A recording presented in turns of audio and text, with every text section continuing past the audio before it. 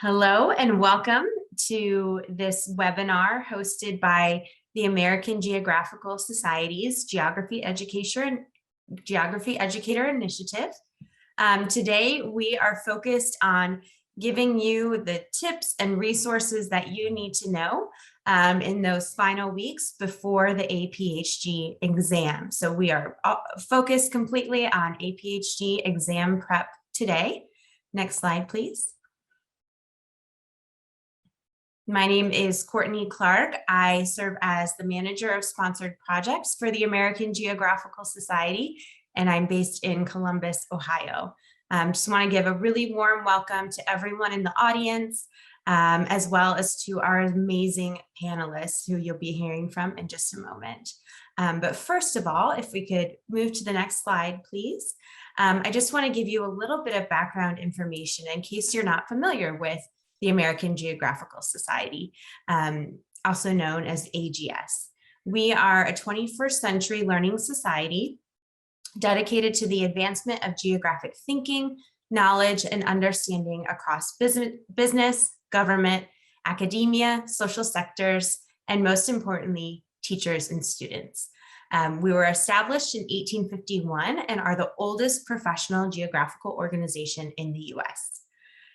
We have for several years now and will continue to prioritize supporting the global community of advanced placement human geography teachers.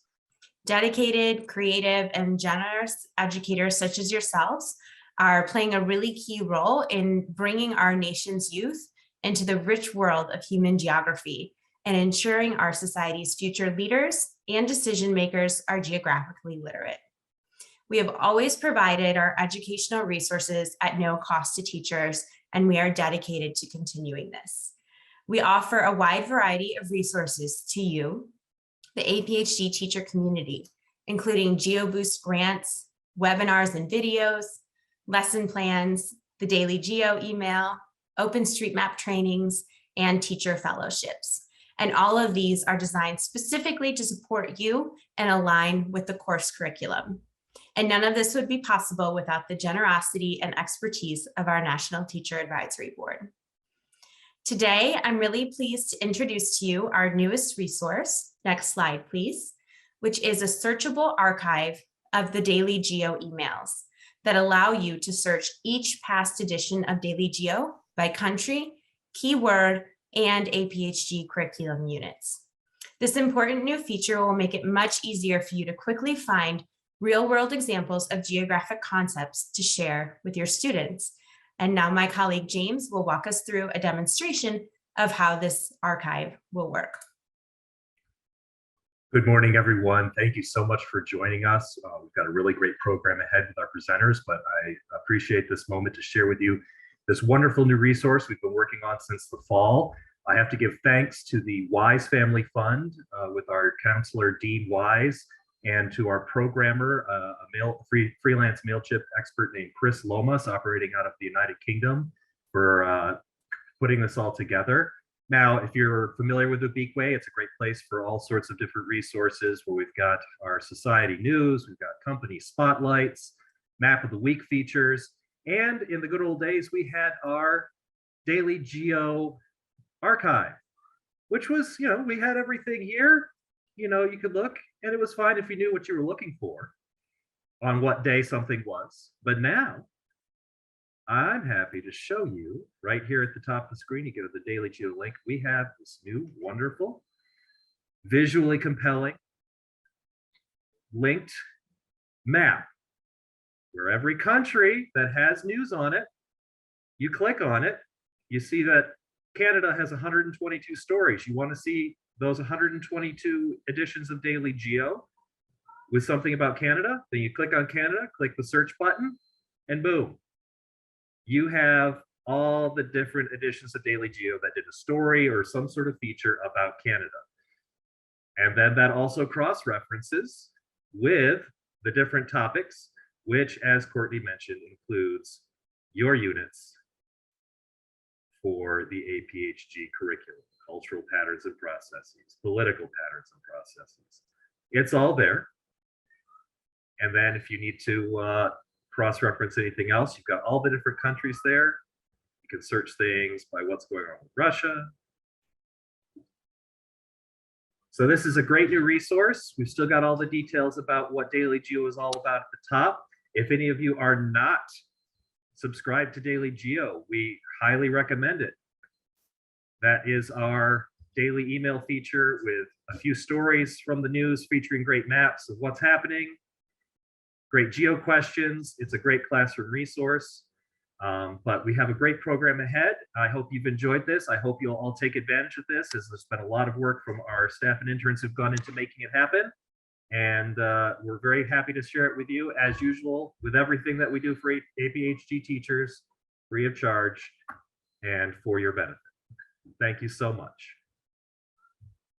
Yeah, I'm afraid Courtney is breaking up. So maybe if everyone wants to say a quick hi, we can start with Kevin Turner. You can just tell us where you're from and how long you've been teaching. All right, thank you, James. I am Kevin Turner, sometimes better known as Spatial Shark.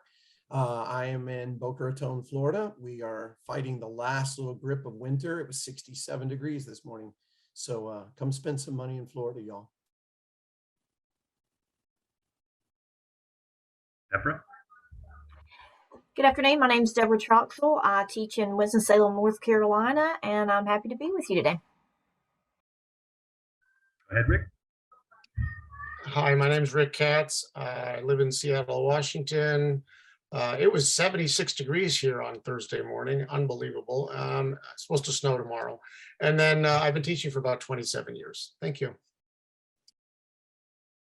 And Annalisa. Hi, I'm Annalisa, and I teach human geography in Sun Prairie, Wisconsin. Okay, so I think we're still waiting for Courtney to get reconnected. She had some issues with her Zoom.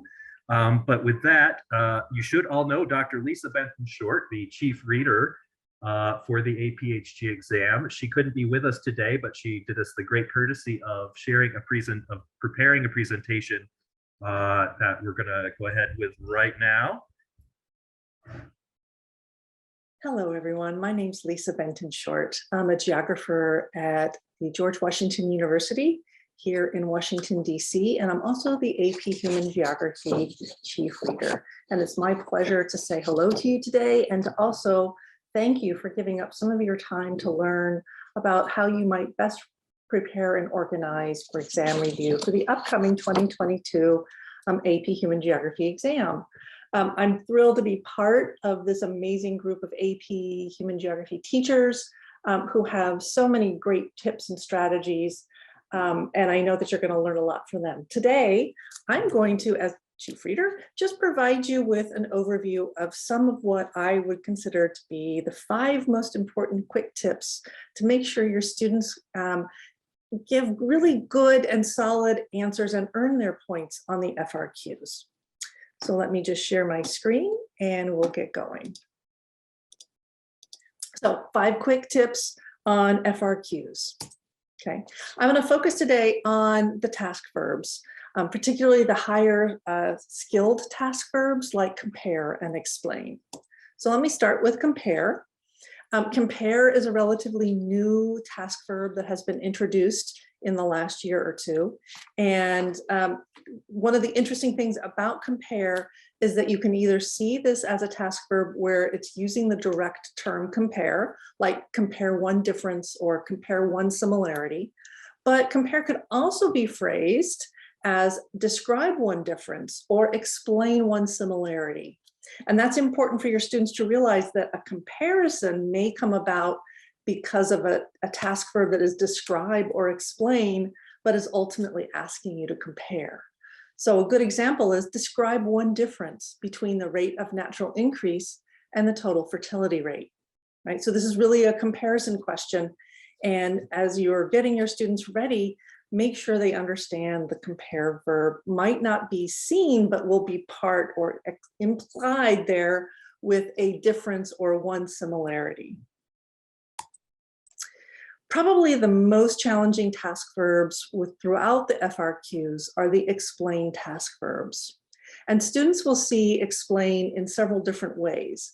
They maybe see explain how something or explain a process of. They might say, you might A student might see a prompt that says, explain one reason for something, or a prompt might say, explain why.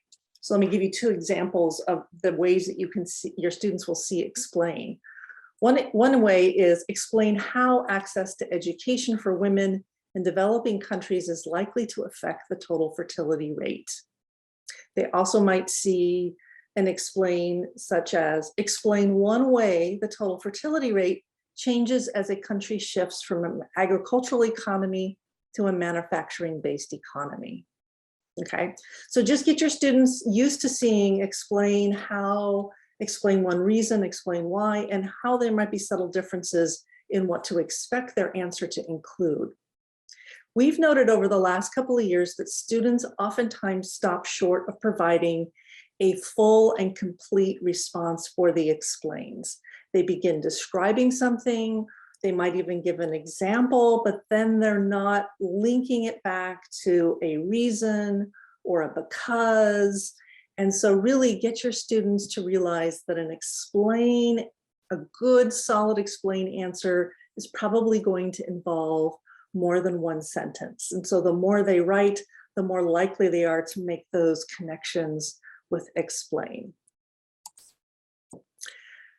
The two most challenging task verbs within our explain suite of task verbs are explain the limitations and explain the degree to which. So I'm going to cover those right now. So number 3 is explain the limitations in the qualitative or quantitative data, maps, and images. First of all, realize that this is really high-level critical thinking. These are students that are going to be earning 4s or 5s on the exam. And the reason why is because these types of higher level thinking are really showing us that a student not only understands the purpose or value of the data, the maps or the images, but can also articulate what might be missing or what this kind of data cannot do in terms of providing information. So a good example is the image you see below. This is actually an intersection in Tokyo. And the question says, explain one limitation in using the image shown to analyze population density in Japan, right? So this image, of course, doesn't show population density. There's no way to analyze it at the country scale based on this tiny little image from an intersection, right? So as you're thinking about how to help your students get ready to answer these types of prompts, make sure you're teaching your students to critique the models, the theories, the processes that you've examined all year long. What value is that model, whether we're talking about central place theory or Wallerstein or many of the urban models?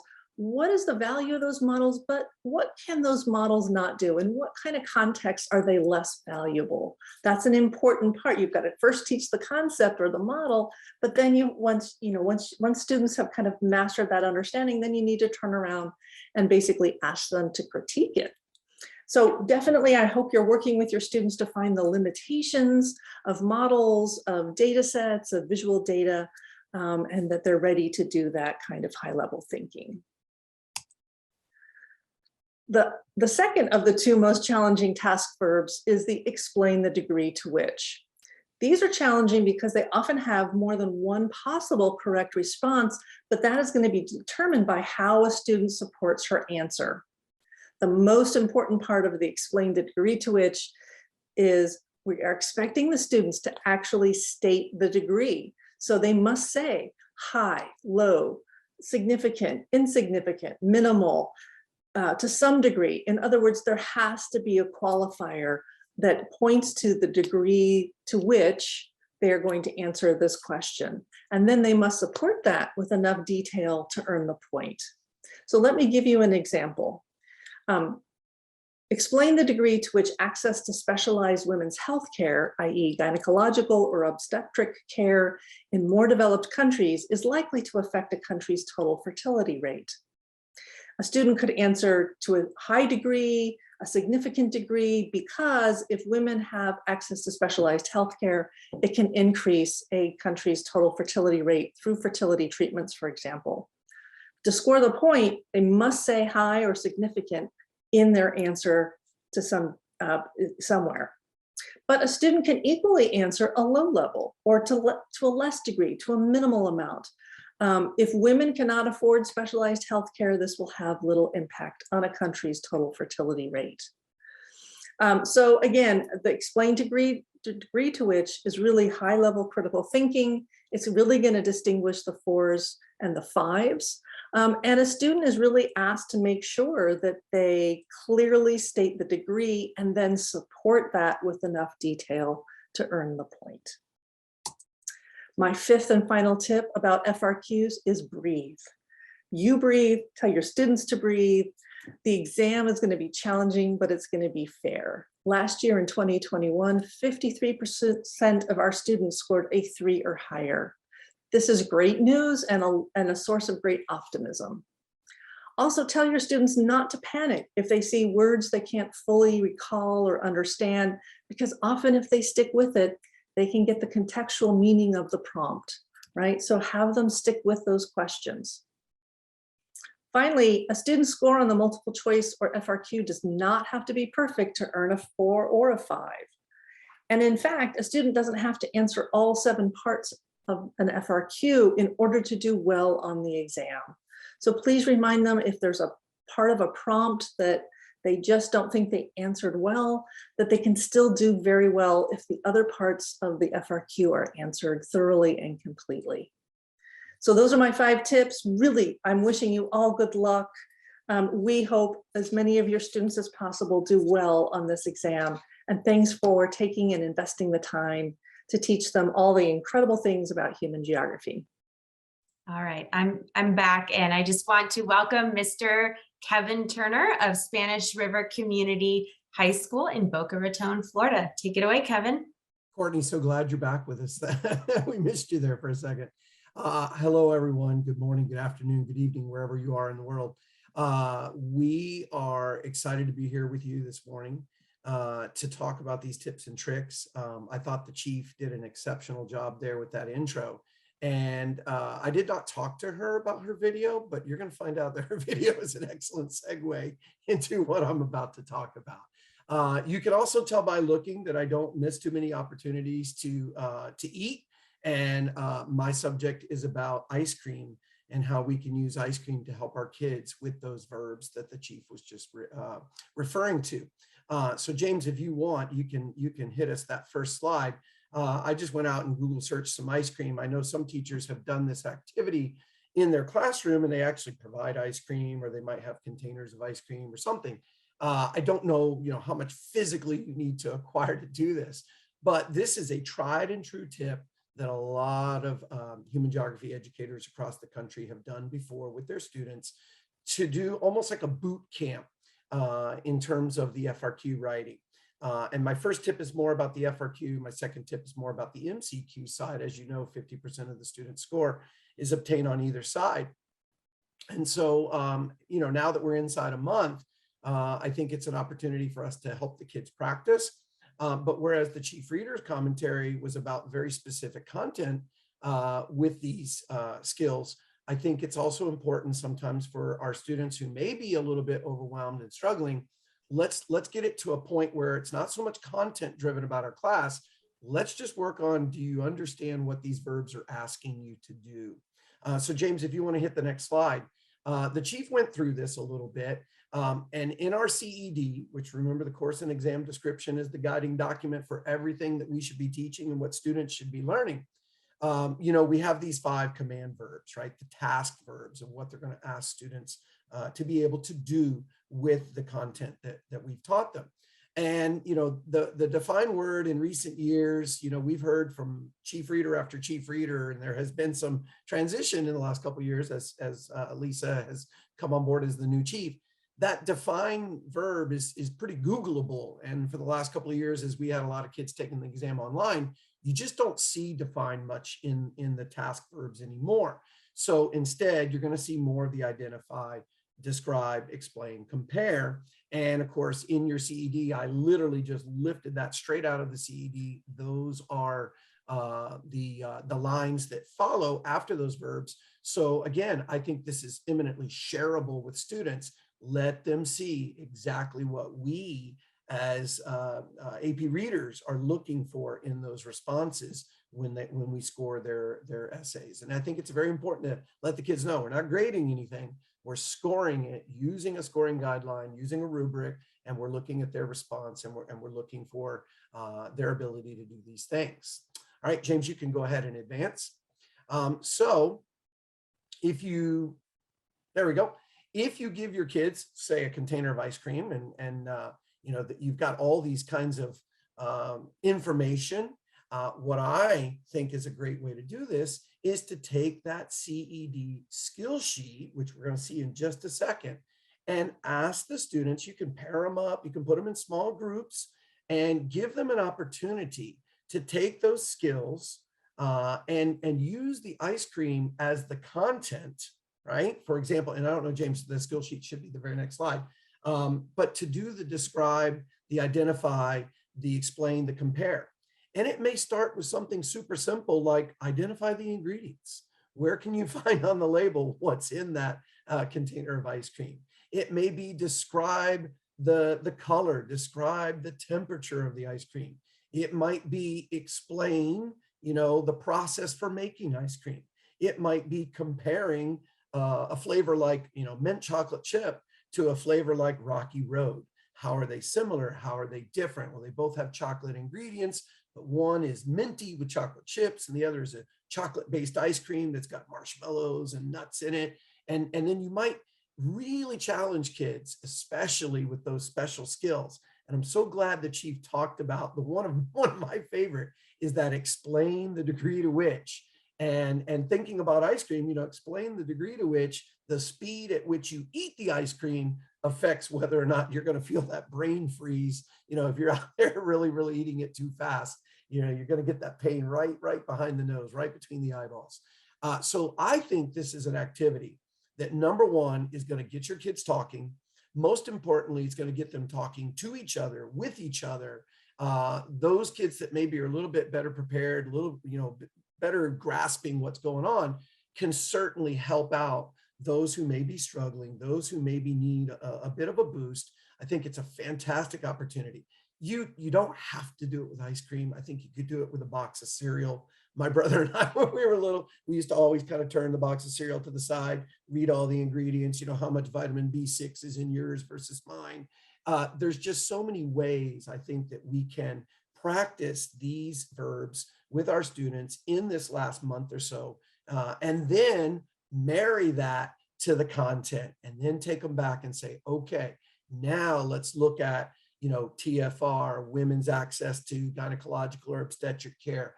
Bring in some of the old FRQs that you can find on AP Classroom, and, you know, they're searchable. You know, search it up by topic, search it up by skill, search it up by what unit you'd like to show the kids, and maybe do one a day. And not necessarily that they've got to physically full-blown write the entire response, but practice unpacking the verbs and practice, you know, getting an idea of what is it that the item writer was looking for in a response, in a student response, right? Sometimes, of course, they do need the physical endurance because on the day of the exam, they are going to be writing those long responses. But I think this is a great tip, and full credit. It's not something I created. This is tried and true. A lot of teachers around the country do this with the ice cream and with the special skills there. All right, that's my first tip. And so, James, I think if we go to my next slide, we'll get to one that my students at Spanish River High School absolutely love. And I wasn't so sure about the legality of using the actual word headbands, so I went with the generic headband. But basically, these are the games, you know, the kids are familiar with playing since they're little, where one of the players has a card that they hold up, and everybody else tries to get them to say what's on their card based on clues that they can give. And of course, you know, there's certain things that are off limits. You can't say the word, you can't say certain things.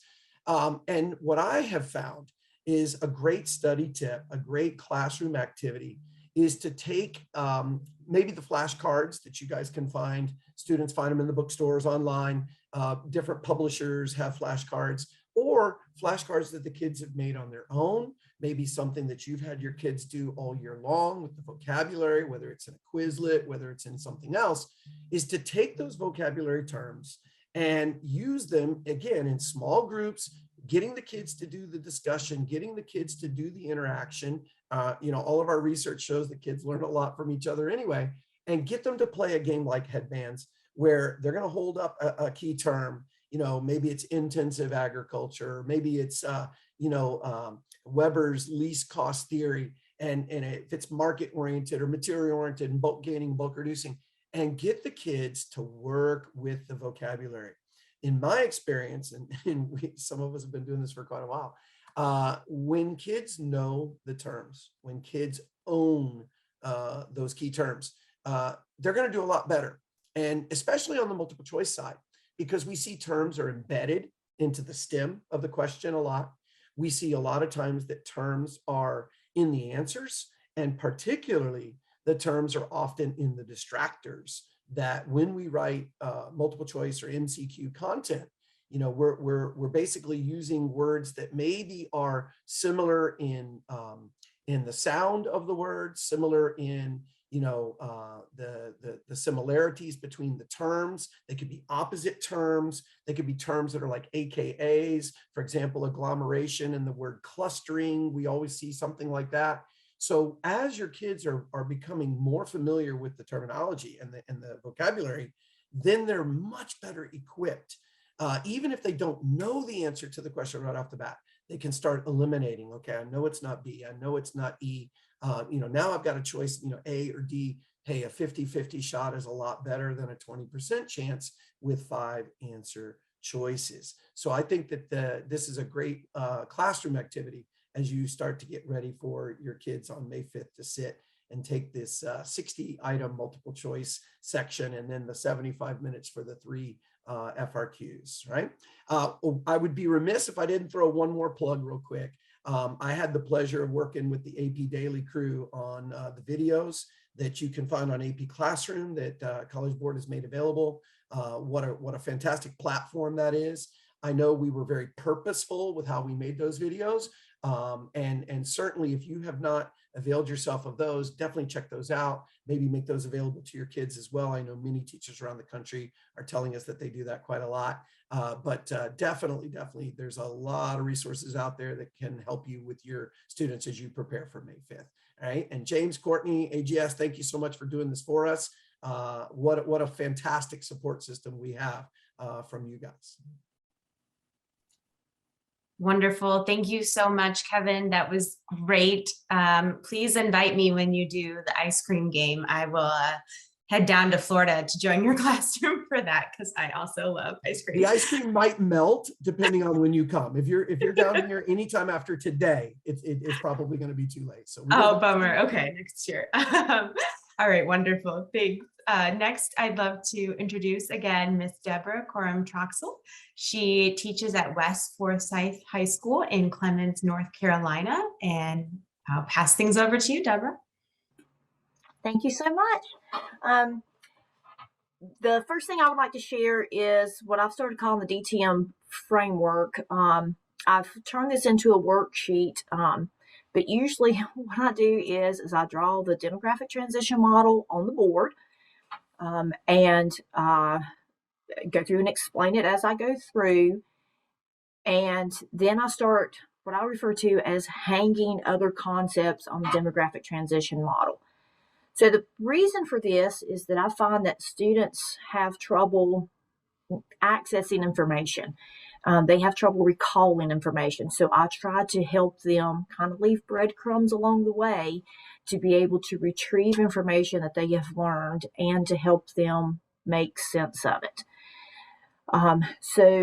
With the worksheet, they will draw the demographic transition model, list the characteristics of the stage, list countries in the that fall within that stage of the demographic transition model.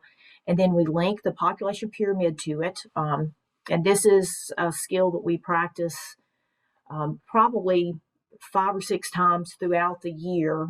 We, of course, draw it when we first learn it, and then we draw it again when we do migration, and then we draw it again when we do economics, and we draw it again when we do review. So they've drawn this population pyramid and demographic transition models several times. Then I asked them to go through and tell me what type of migration you might find during this time period. As I walk around the room, I make them explain to me, why do you find rural to urban migration at the same time that some countries are moving into demographic transition model 2? Why do you find it to be more urban to urban or intra-urban when you have the countries in DTM 4 and 5? Why do you see this type of migration model? Then I have them draw it again on the back side of the sheet of paper. I have them explain to me the natural increase rate. And as I'm walking around, I can ask them for the impact of this. What is the impact of J-curve population growth in DTM2? What is the impact of negative population growth in DTM5? And then I start asking them to link it to economic trends that happen within the countries. Where are you most likely to see a predominantly agricultural economy? Where are you starting to see countries move into the Industrial Revolution? Where are you starting to see countries move into a tertiary?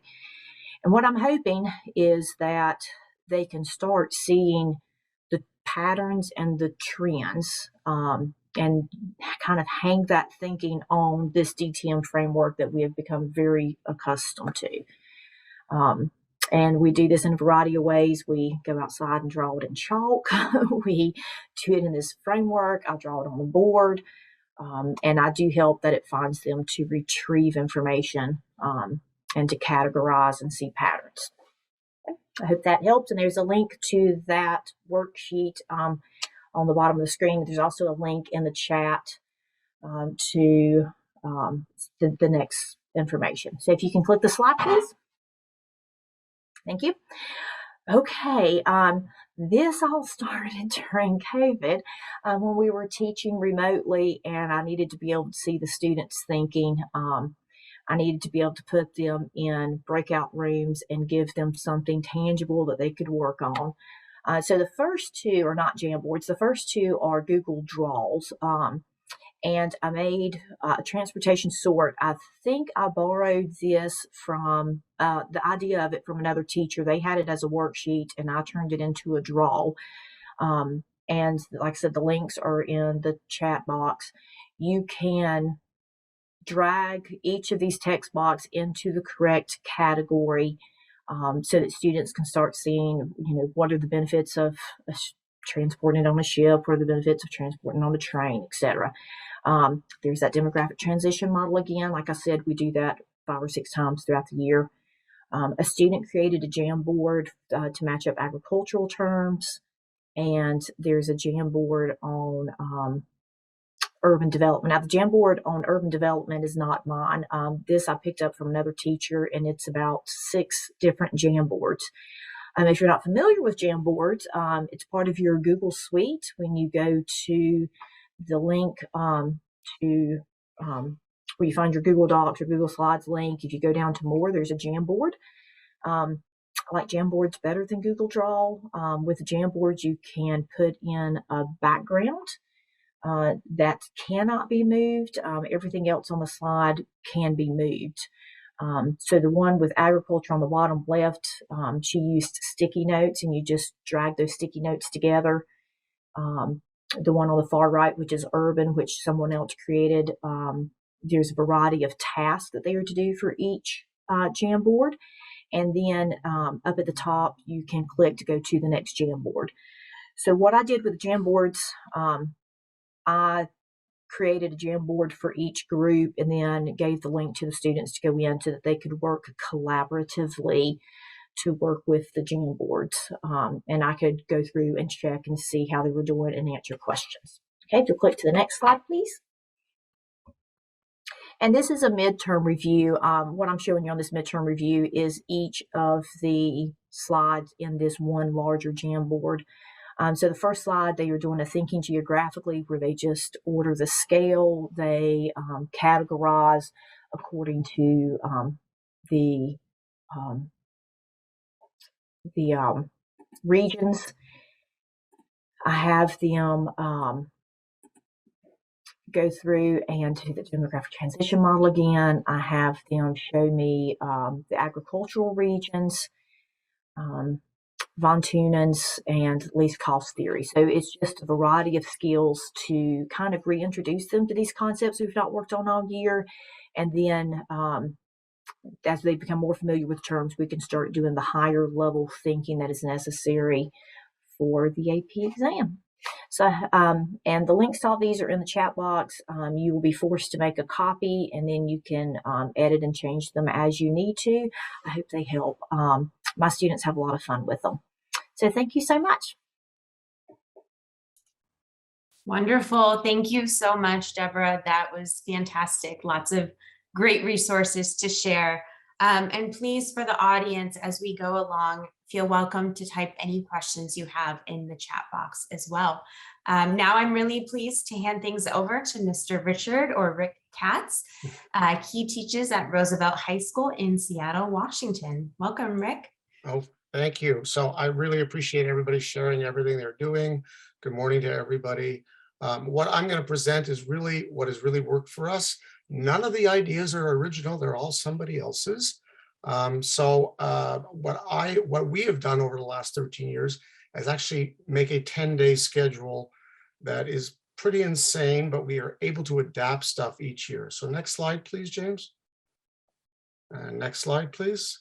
So the key here is reviewing each unit vocabulary. I mean, I focus a lot on vocabulary. The more vocabulary the kids know, the better off they are going to be with the questions and the FRQs. So I spend a full half period looking at vocabulary for each unit over the first 7 days. And then with each day, we then also practice or start 2 FRQs. The first one we do together, I literally spoon feed them what they're supposed to do with each of the 7 answers.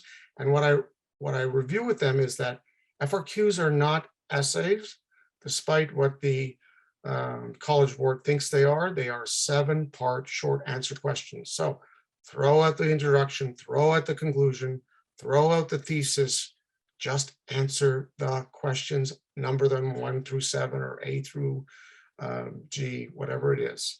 All right, next slide, please. And you can see it continues. Basically, it's the same thing. And then also during class, I'll do some other stuff as well. So you will see on day 3, I start looking at geothemes and highlights. On day 4, I look at theories and review, and also acronyms. And the thing with the vocabulary is I give the kids lists of vocabulary with the definitions and a little exercise like a sentence or a question. And I tell them, focus on the ones you don't know and try and fill out the information. Next slide, please. All right, and then I also look at new theories again here. And every day the kids come back with 2 completed FRQs. I give them the rubric. They score each other's. I'm not worried about the points at this point. I'm worried about them completing it. And so after we've done this for about 3 or 4 days, they've done, without taking last year into account, they've done, 8 or 10 FRQs. They get the point and they see the rubric, so they understand what they're looking for. And generally the last 2 days of FRQs are much easier. So over a period of 8 days, they might do 14 FRQs. You can see I even call them essays in here, which they aren't. Next slide, please. Okay, and then I also, on day 1, I actually give them an exam, and it doesn't have to be the exam I give them. I like giving them a very short 25-question exam that allows them to diagnose themselves and say, okay, these are the chapters I'm really weak in. And if we see a common theme in the class, then I'll focus more on that unit. Okay, and then day 8, usually I give them a final exam that usually counts. I go over tips for taking the FRQ again. On day 7, I do something that's really been successful. We look at the 11 different realms around the world, and I have them look for 3 or 4 highlights about that realm. If you look at the Middle East, it's primarily desert, it's primarily Muslim. So things like that, just to refresh their memory what it's about. And then day 9, we do one, so next slide, thank you. We do a final review. Sometimes I've used the iScore 5 on the iPads. Sometimes I've just used review, exam challenges, or even a PowerPoint of just pictures, charts, and maps. And the day before the exam, I've done this for 3 years now, I'm gonna do it again this year. I just want them to relax and calm down. So I use this game that Kenny Martin created called Cards Against Human Geography.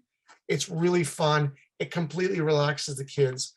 It's got some review in it, but it's a little silly and very tongue-in-cheek. So I found the last 3 years that I've done it, the kids have been much more relaxed going into the exam. And I really focus on doing FRQs during these 10 days, because we only do maybe 2 or 3 during the year, because I focus more on doing thesis statement essays, because that's what they really need to do in 11th and 12th grade. So the key here is coming up with a schedule that the kids can keep up with, and not necessarily making the FRQs count for points except for completion. And then if you want to actually do a final with FRQs, that's great. I've done that before, but I find after they've done 14 last year since we were at home, they only did 7. I had them pick one and just do one of the 2, and then I put the rubrics on and they scored their own. And they just got credit for completing the 7. I think I'm going to try 14 again this year. 14 seemed to work really well. And all of this is available on the Dropbox, which you guys have access to, and I'll put the link in the chat. I think that's the last slide for me. So the key is coming up with a schedule. So I really think that's important, and then balancing out what the kids need vocabulary-wise and practice with the FRQs.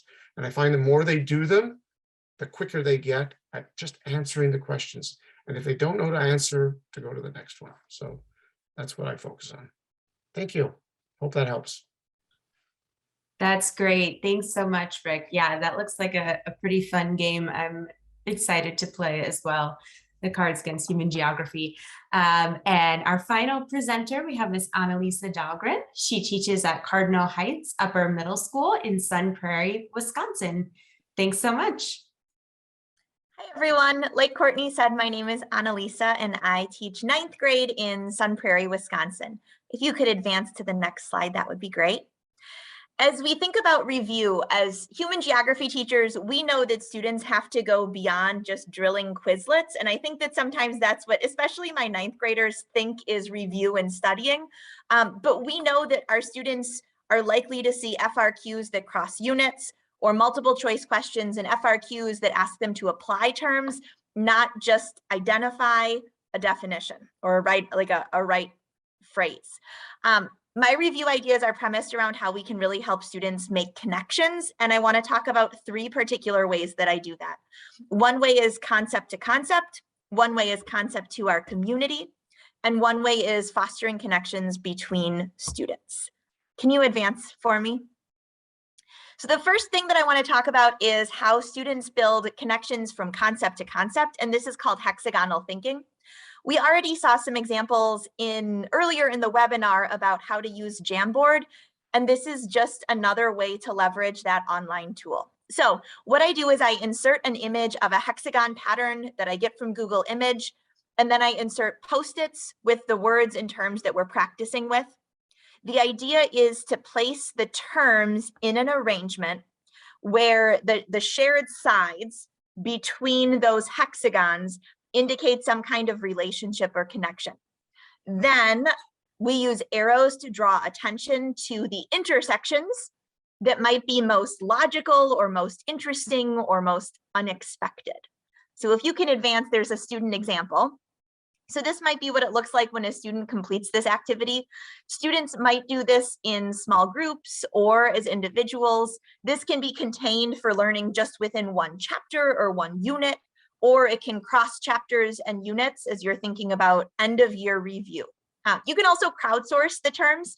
So have one class come up with the terms that you'll give to another class, or as the teacher, pick the terms that you know students need to review so that they get another purposeful contact with those terms prior to the exam. Next slide. I use Jamboard, but this can also work just fine on paper. A quick shortcut is to use rectangles of paper instead of hexagons. It's a little quicker to cut out. And then students use glue to organize the ideas into a sequence, and then those mini Post-its to justify the connections. So that's one way that I have students connect concept to concept and really encourage them to think beyond term and definition only. All right, next slide. I also try and find ways for students to live and breathe geography, especially in those 2 weeks leading up to the exam. I truly want them to see that geography is everywhere so that they internalize the content and the topics that we're discussing. So a review activity that I use in my class is to make purposeful and pointed observations about geography in our community. Okay, so this next slide will show that we look for unit by unit examples of where the topics are in Sun Prairie, the community where we live. And then students use Google Image or screen grabs or photos from their camera roll to highlight how the topics that we've talked about are present throughout our community. Okay, but there's more. So flip ahead to the next slide, because then we want to go further than just identifying, like, oh, there is an example of. We actually want to explain and describe. So we use these visible thinking routines to evaluate what we see in our community. I've done a similar activity on GroupMe, which is a text message app. So students are charged with taking photos and then blasting them to our whole class group chat in the weeks leading up to the AP exam. The idea is that human geography isn't something that lives just in my classroom or just in our textbook, but instead it is everywhere, all around us, and students can and are reviewing as they go about their daily lives. We just have to bring their attention to it. Okay, and then the next slide. Finally, I also wanted to talk with you about how I use an AP Human Geography mentor program to build connections between students. So this is something that can be really small scale, just in the weeks leading up to the exam, or it can be a year-long program, which is what it has grown to in my school. So over the summer, I invite former students, I invite all of them to apply to be mentors for our next year's class of 9th grade students. They fill out a brief application, but I'll be honest that anyone who applies is accepted. Because I teach human geography to 9th grade students, I have a supply of 10th, 11th, and 12th graders who are willing to connect and mentor and share their voice. I leverage their expertise and teen voice in a whole lot of different ways. So here are some examples. They film Flipgrids to offer messages of advice and support for current students, and then I share those during class at insightful and purposeful points. In these videos, they might justify how specific things that we do in class that feel tedious or weird in the moment are actually really helpful as they're preparing for the exam. So for example, now my mentors are in the process of filming videos offering advice specifically about preparing for the AP exam. I keep a separate Google Classroom page for the mentors, and there I ask them to type out directions or feedback that then I share with my current students. But the very best part of our mentor program is our live study sessions. And if you can advance to the next slide. We meet one evening a week and different mentors join as they're able to fit in their busy schedules. This is optional practice for my 9th grade students who are soaking in opportunities of how to learn and review, which is so critical for 9th graders. In the study sessions, we play games, we play Kahoots or Blookits or Quizlet Live, we do jam boards, and the mentors also lead a small group review session as part of our study session.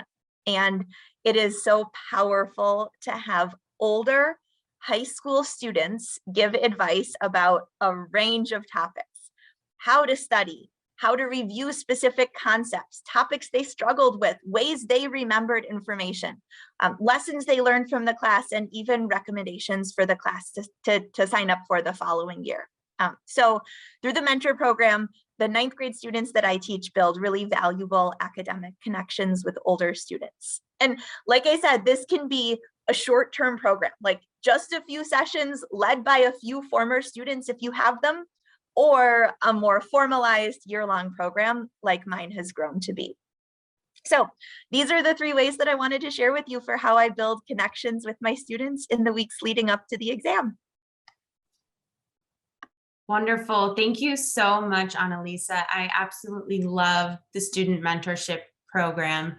As someone with a teenage sister, I can definitely say she listens to her peers much more than she does to me or our parents. So I think that's just really, really powerful.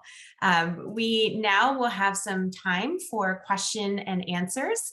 If anyone has a question that they want to add into the chat. I do have one to kick us off. Just would love to know, what advice, if there's one piece of advice, and not everyone has to answer this, but what would you say to that student who's just really anxious about the exam, especially since for many of them, it will be their first AP exam? Does anyone have something special they say? Yeah, Kevin, please. So I think this is important, not just for the kids, but also for the adults as well, who are merely the biggest kids in the classroom. Usually one exam, one day does not determine your entire life trajectory. This is one opportunity to demonstrate that you've acquired topics and skills that you can demonstrate college credit scores. We're not gonna make it more than it is. At the same time, it's a great opportunity. Look at it as an opportunity and not as a threat. This for me is more kind of along my lines in terms of coaching. If it's tough, then it's something that's worth doing, and if it's worth doing, then it's probably not going to be easy. And I totally see the same thing with my kids. My kids, like Ana Luisa's, are mostly 9th graders. We don't necessarily restrict other kids from taking the class, but it's mostly freshmen, and they can get all wrapped up in the overwhelmingness of it all. So, but and as an educator, how your students perform on this one day, please don't let your administrators think that this is the end all be all about your quality as a teacher. Because I'm sure if we all took the exam, we'd do pretty well. But it's a little different when you're 14 or 15. So I would say, the chief's advice there is also good. Take a breath.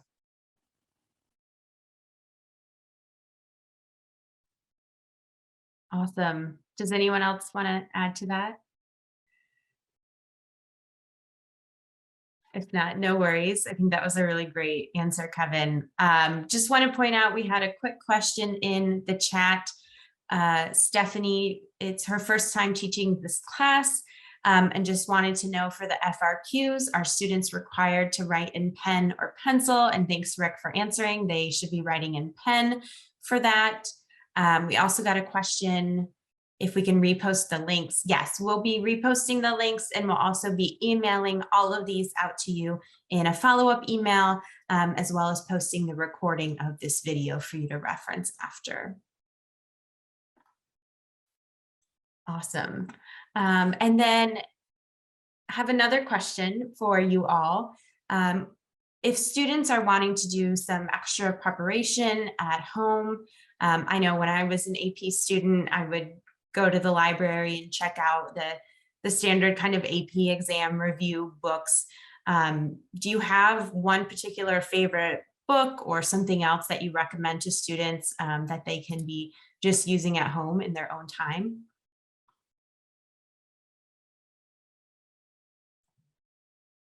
Yeah, Annalisa, please. I think the iScore5 app really meets students where they are because it's mobile, it's on the go. I have students, my 9th graders don't drive yet. And so it's something that when they're on their way to soccer practice, they get 10 minutes of studying on the iScore5 app, where bringing a review book, bringing their textbook, bringing their notes from class is just a lot less attainable. So I think iScore5 is something worth checking out.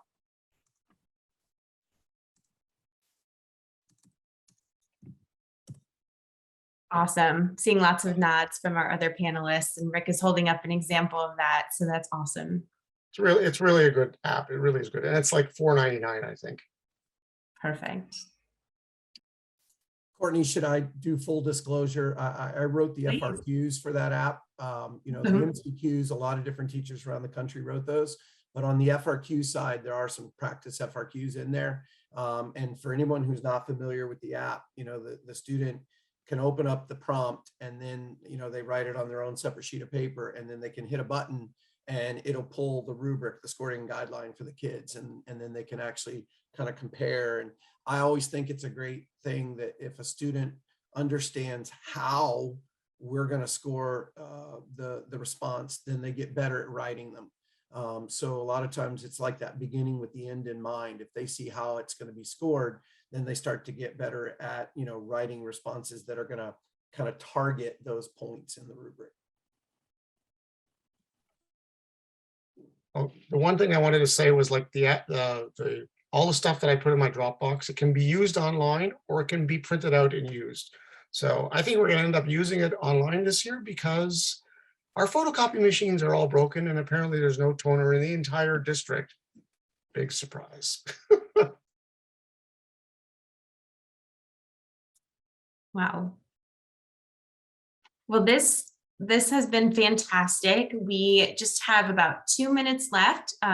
So just want to one more time thank our amazing panelists. They put in so much work in preparing this content and sharing it with you. And we are just incredibly, incredibly grateful. Again, we'll share all of these resources with you in follow-up. And then I would just request, if you could take just a minute to complete a brief evaluation form. I'm going to put it in the chat right now. This is really helpful for us to understand what's working well in these webinars, what we can do better, and especially future topics that you'd like to see us cover. There's also a space in the evaluation. We are very happy to send you a certificate for 1 hour of professional development credit for attending the webinar, if you're willing to give us just your name and your email address.